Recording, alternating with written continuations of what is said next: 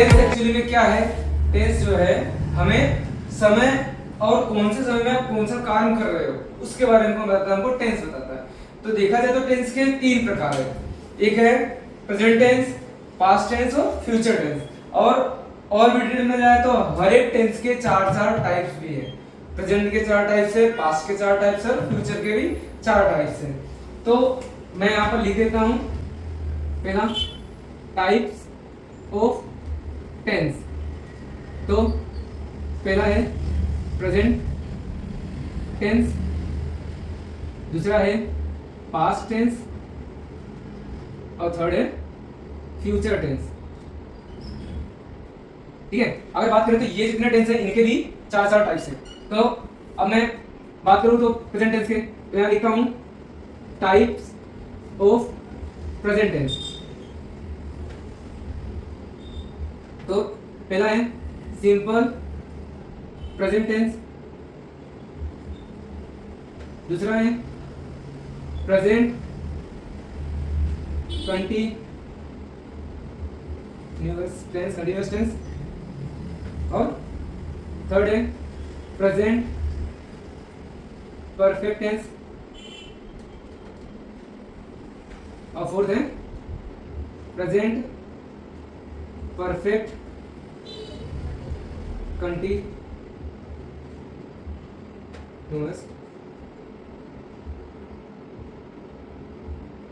Tense.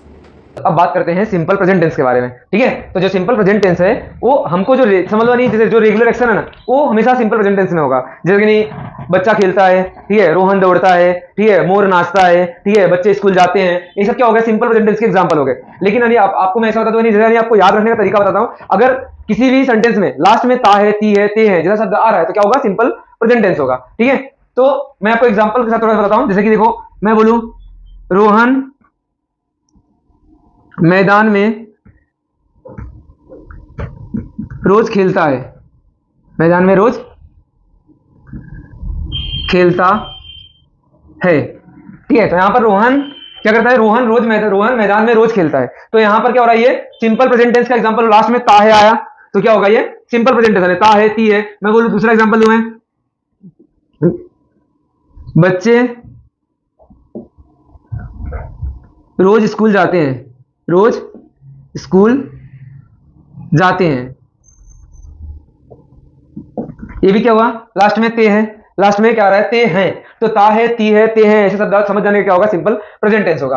तो इसका formula होता है सब्जेक्ट प्लस वर्ब का फर्स्ट फॉर्म प्लस एस या ES plus object plus other word. अब बात करें सब्जेक्ट क्या है और नहीं वर्ब क्या है, एस या ईएस क्या है, ऑब्जेक्ट क्या है, अदर क्या है। ठीक है, तो मैं यानी जो यहाँ पर सेंटेंस लिखा हूं मैं उसी के अंदर आपको बताता हूं, सब्जेक्ट पहचानना सिखाता हूं। देखो, जो काम कर रहा होगा, यहाँ पर काम कौन कर रहा है? रोहन रोज मैदान में खेलता है, तो रोहन क्या हो जाएगा? यहाँ पर सब्जेक्ट हो जाएगा। क्लियर? और नहीं वर्ब क्या होता है? वर्ब मतलब क्रिया, काम। तो कौन सा काम कर रहा है वो? खेलने का काम कर रहा है, खेलना क्या हो जाएगा?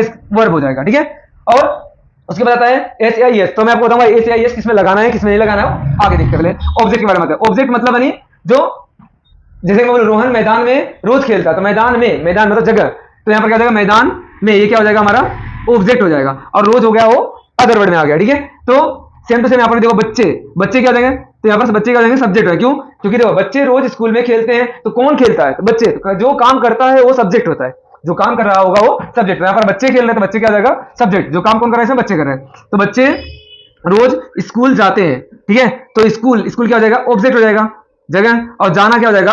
वर्ब हो जाएगा। ठीक है, रोज क्या हो जाएगा? यहाँ पर अदर वर्ड में आ गया। ठीक है, तो अब मैं इसको इंग्लिश में ट्रांसलेट करता हूं तो देखते क्या है। तो यहाँ पर सबसे पहले क्या लिखना है? मेरे को सब्जेक्ट लिखना। सब्जेक्ट में कौन है? रोहन। तो रोहन, फिर क्या आएगा? वर्ब आएगा। वर्ब इसमें क्या है? खेलना। खेलने क्या बोलते हैं? प्ले। रोहन प्ले। ठीक है, फिर इसमें क्या लगाना है? एस या ईएस लगाना है। तो नहीं रोहन अकेला है इसलिए इसमें लगेगा एस। मैं आपको थोड़ा कॉन्सेप्ट क्लियर करूंगा, पहले एक एग्जांपल देखो। पहले रोहन प्लेज, ठीक है, रोहन प्लेज, फिर वर्ब हो गया, एस या ईएस हो गया। तो फिर ऑब्जेक्ट क्या हो गया? इन। ऑब्जेक्ट में मैदान क्या बोलेंगे? इन द ग्राउंड बोलो या फील्ड बोलो। Rohan plays in the ground every day. अब ऐसे यहां पर देखो, बच्चे रोज स्कूल जाते हैं, तो बच्चे क्या हो जाएंगे यहां पर? सब्जेक्ट। तो बच्चे के लिए क्या होगा? चिल्ड्रेन। फिर क्या लिखना? देखो वर्ब लिखना। वर्ब क्या हो जाएगा यहां पर? जाना क्या हो जाएगा यहां पर? गो। तो चिल्ड्रेन गो इसमें क्या आएगा, एस या यस नहीं आएगा, क्यों नहीं आएगा मैं बताता हूं, ठीक है। तो चिल्ड्रेन गो टू स्कूल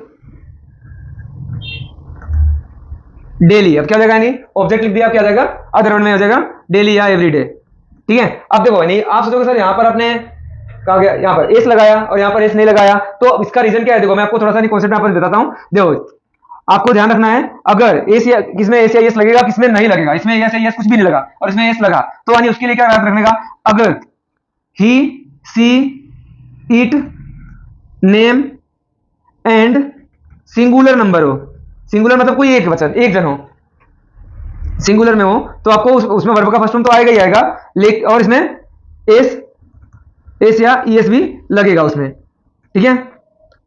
और अगर आई हो, वी हो, यू हो, I we you, they and plural number हो, प्लूरल नंबर मतलब एक से ज्यादा जन हो, प्लूरल हो, तो क्या हो जाएगा, उसमें वर्ब का फर्स्ट फॉर्म आएगा और उसमें यस या यस नहीं लगेगा, ठीक है। तो याद रखना, इसमें देखो यानी चिल्ड्रन आया, चिल्ड्रन एक से ज्यादा है, इसलिए इसमें क्या होगा, वर्ब का फर्स्ट फॉर्म ही आया, उसके अलावा ऐसे यस नहीं आया। अब बात आती है कि इसमें मैंने एस तो लगाया, लेकिन मुझे कैसे मालूम पड़ेगा किसमें एस लगाना है, किसमें यस लगाना है, तो उसके लिए मैं आपको यहां पर रूल बताता हूं, ये चीजें आपको याद रखनी है। अगर किसी वर्ब के लास्ट में, ठीक है, यदि किसी वर्ब के लास्ट में एस हो, डबल एस हो, एस एच हो, सी एच हो, ओ हो या एक्स हो, तो आपको वर्ब के फर्स्ट फॉर्म के साथ क्या करना है, आपको ईएस लगाना है, क्या लगाना है, ईएस, ठीक है, क्या करना है, ईएस लगाना है। अगर वर्ब के लास्ट में एस हो, डबल एस हो, एस एच हो, सी एच हो, ओ हो और एक्स हो, तो क्या लगाना है, वर्ब का फर्स्ट फॉर्म उसमें ईएस लगाना, अदरवाइज आपको क्या करना है, एस लगा देना, ठीक है, इसके अलावा आपको एस लगाना है। चलो तो अब आनी बात करते हैं, कभी कभी ऐसा भी होता है, जैसे मैं एग्जांपल ले लेता हूं इसमें, जैसे यानी पहला एग्जांपल में गो, लास्ट में क्या है, ओ है, तो गो का क्या हो जाएगा, गोज हो जाएगा, ठीक है। दूसरा एग्जांपल लेता हूं, ठीक है, जैसे नहीं कैच में लो, कैच, कैच में लास्ट में क्या है, सी एच है, तो इसमें क्या हो जाएगा, कैचिस, CATCHES लग जाएगा, इसमें ES लग जाएगा। लेकिन कभी कभी क्या होता है, जैसे कि देखो इसके, देखो मैं आपको पहले बोल रहा हूं, अगर ये सब ये है लास्ट में तो आपको ES लगाना है, इसके अलावा S लगाना है। लेकिन अगर वर्ब के लास्ट में जैसे कि मान लो वाई हो, तो क्या करने का, अगर कोई वर्ब, यदि वर्ब के अंत में क्या हो, अंत में वाई हो, तो आपको क्या करना है, वाई को रिमूव कर देना, वाई को रिमूव कर देना है, रिमूव करके आपको क्या करना है, IES लगाना, IES लगाना है, ठीक है, समझे। यदि वर्ब के लास्ट में वाई आता है तो आपको वाई को रिमूव कर देना है, उसमें क्या लगाना, आपको IES लगाना वाई के अंदर। जैसे कि मैं आपको एग्जांपल दूं, अब यहां पर क्राई है, ठीक है, अब क्राई है तो इसमें क्राई है तो ये वाला तो फॉर्मूला लग नहीं सकता है क्योंकि लास्ट में वाई है, तो मेरे को क्या करना पड़ेगा, CRIES लगाना पड़ेगा, जहां पर वाई था वाई की जगह पर मैंने क्या लगा दिया, IES लगा दिया। अब जैसे मैं लिखूं दूसरा एग्जांपल, ट्राई, TRY, तो ट्राई लास्ट में क्या है, वाई, तो इसका क्या हो जाएगा, ट्राइज, तो वाई को रिमूव करना है यहां से और क्या लगा देना, उसके बदले आपको IES लगा देना है। चलो ठीक है, ये तो क्लियर हो। लेकिन कभी कभी ऐसा भी तो होता है कि अगर अब मैं यहां पर प्ले है, तो क्या मैं प्ले को मैं यहां पर प्लेज लिखूंगा, वाई को हटा के ES ये लिखूंगा, नहीं, गलत। अगर आप बोलो सर आपने तो बोला अभी वाई होता नहीं, आपको हटा के IES लगा देना है, लेकिन मेरे दोस्त अभी सुनो मैं आपको बता रहा हूं, यहां पर वाई जो है, वाई के जस्ट पहले क्या है, वोवल्स है। अगर AIOUE, वाई के जस्ट पहले AIOUE आ रहा है तो आप वाई को रिमूव नहीं कर सकते हो, ठीक है। तो आपको खाली क्या करना है, ये अगर आपने प्लेज लिख दिया तो आपका रॉन्ग होगा, तो याद रखना है कि यानी प्ले है उसके जस्ट पहले वोवल्स हो, AIOUE कुछ भी हो, अगर वाई के जस्ट पहले आ रहा है, अगर वोवल्स आ रहा है तो आपको वाई को हटाना नहीं है, शांति से आपको वाई के जस्ट एस लगा देना है, प्लेज हो जाएगा। समझ पड़ी। तो ये रहा कॉन्सेप्ट आपका, ये इतना कॉन्सेप्ट आपको पता ही होना चाहिए। ये तो खाली पॉजिटिव सेंटेंस के लिए बात किया मैंने अभी, इसका नेगेटिव सेंटेंस अलग है, ठीक है। इंट्रोगेटिव सिखाना है आपको, WH वाले क्वेश्चन सिखाना है, ठीक है, WH इंट्रोगेटिव सिखाना है, तो ठीक है। तो अभी इतना देखते हैं, फिर आगे का आपको बताते हैं।